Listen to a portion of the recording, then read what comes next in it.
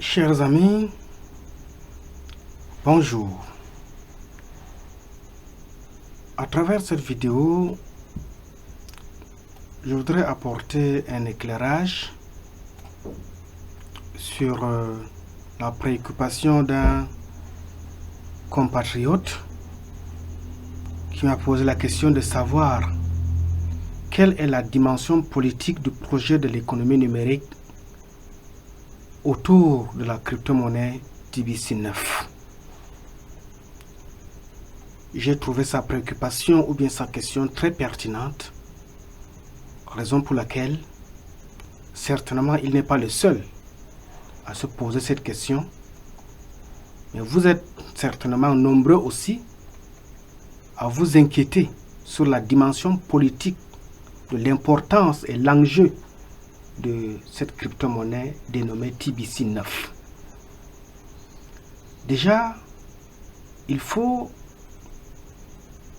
comprendre l'approche de l'économie numérique qui s'intéresse à son versant social ou encore à un projet d'action sur la société. Davantage, il s'agit de souligner les effets induits de l'économie numérique qui, au-delà de sa capacité à produire en mettant en œuvre une forme originale d'organisation économique, remplit une fonction plus qualitative que certains traduisent par la notion d'utilité sociale.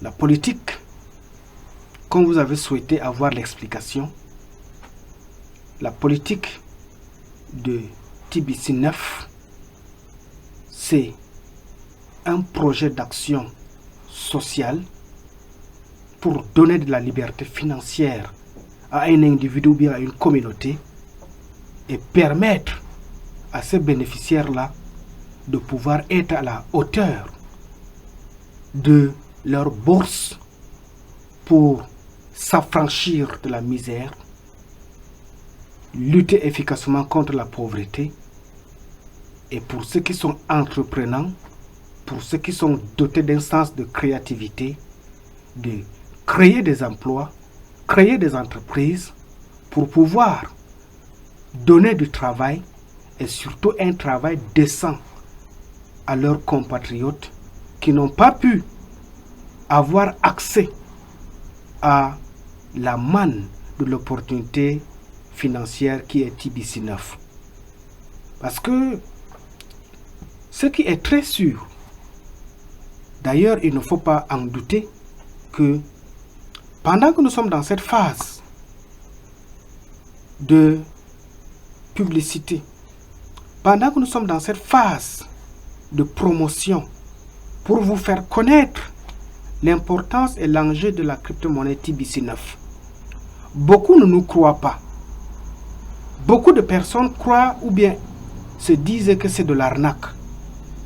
Mais soyez-en rassurés que le Bitcoin, qui est aujourd'hui à hauteur de 50 à 60 000 le dollar une pièce, lors de sa création en 2009, ne coûtait même pas 25 francs CFA. Je dis bien qu'en 2009, lors de la création de Bitcoin, ça ne coûtait pas 25 francs CFA. Mais en 10 ans, le Bitcoin est passé de 0 francs CFA à 50 voire 60 000 dollars. Ça veut dire que pour acheter un Bitcoin aujourd'hui, il te faut au minimum au moins 30 millions de francs CFA. C'est la valeur ajoutée qui nous démontre que les crypto-monnaies sont des enjeux très importants et lorsqu'elles sont dans la phase de consommation actuelle, comme nous le sommes en train de promouvoir sa mise en disponibilité, il faut saisir l'opportunité. Pourquoi il faut saisir l'opportunité?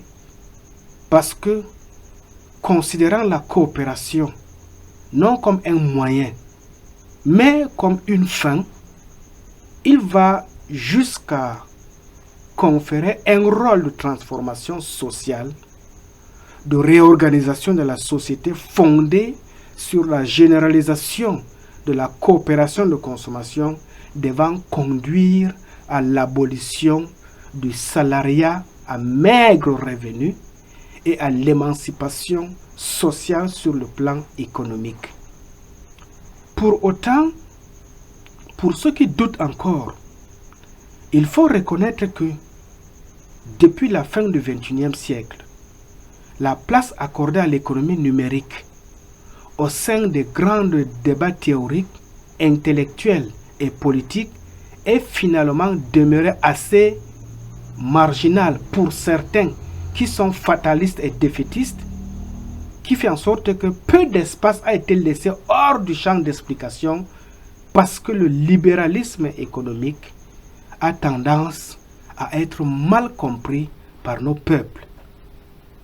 Mais alors, lorsque l'individualisme et l'utilitarisme, qui est devenu le modèle du référent dominant, tend à rendre les gens égoïstes et caractérise ces derniers par un comportement de hommes capitalistes, a progressivement contaminé l'ensemble des sphères d'activité de la couche sociale.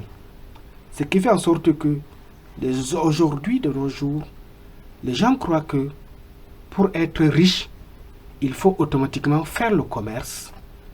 Pour être riche, il faut automatiquement avoir hérité des biens d'un parent. Pour être riche, il faut sortir peut-être d'une classe aisée ou bien bourgeoise.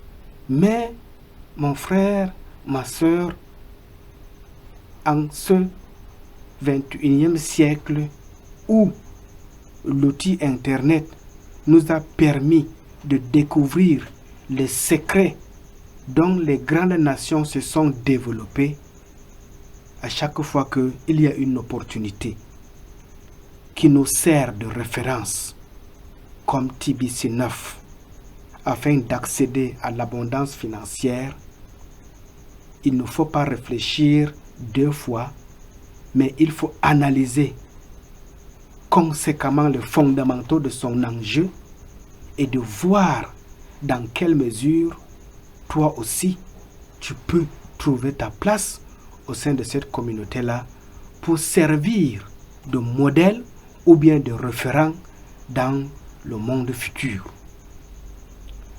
Aujourd'hui, un nombre croissant d'analystes économiques ou politiques insistent ainsi sur la nécessité d'encourager le développement, à côté de l'État et du marché, d'un troisième secteur qui leur apparaît mieux à même de répondre aux nouveaux besoins sociaux tout en améliorant la situation sur le marché de l'emploi.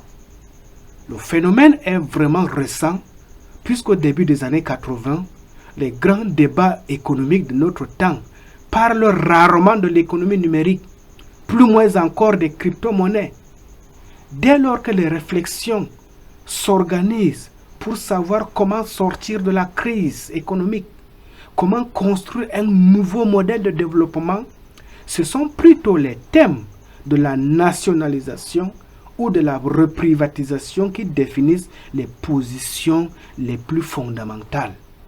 Aujourd'hui, il ne s'agit pas de présenter l'économie à travers les crypto-monnaies, mais de trouver des labels comme TBC9 afin de servir un modèle idéal qui sert globalement d'un système alternatif et donner des réflexions autour des enjeux multiformes centrés sur l'abondance financière qui nous offre TBC9 afin d'étudier et de trouver un secteur économique viable qui fera fonctionner les règles exemplaires de la société pour lui donner les mots-clés.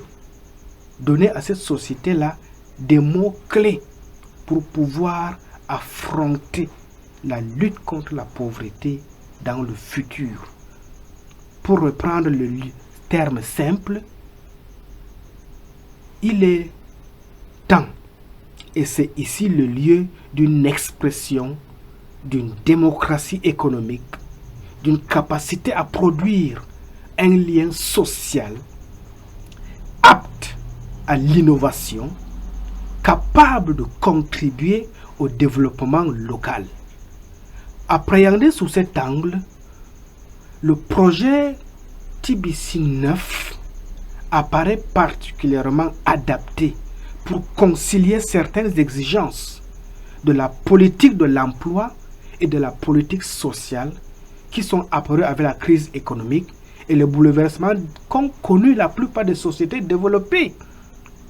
Aujourd'hui, lorsque vous lisez les journaux, lorsque vous consultez l'actualité télévisée, il y a des bouleversements partout à travers le monde. Même dans les nations les plus développées, les gens se soulèvent pour revendiquer un bien-être encore beaucoup mieux adapté à leur contexte. Alors, et c'est ce contexte de l'économie sociale avec les crypto-monnaies TBC qui est ainsi considérablement la manne, la voie idéale qui nous permettra d'être une communauté qui va marcher main dans la main. Et cette communauté qui marche main dans la main doit être la base de soutien auprès des pouvoirs publics. C'est pourquoi parler de TBC 9, c'est aider aussi nos différentes communautés sur l'ensemble de la base sociale pour apporter leur contribution dans le développement auprès de nos pouvoirs publics, auprès de nos gouvernants. Nous avons des institutions, mais il faut renforcer la capacité financière de ces institutions-là pour que nous n'ayons pas seulement des hommes forts, mais que nous ayons aussi des institutions fortes qui vont impulser le développement de proximité afin de résoudre le problème de la société. Si vous m'avez saisi, je vous remercie. Je crois avoir, à mon niveau, apporté quelques bribes d'informations pour répondre à votre préoccupation. Je vous remercie. Que Dieu nous bénisse.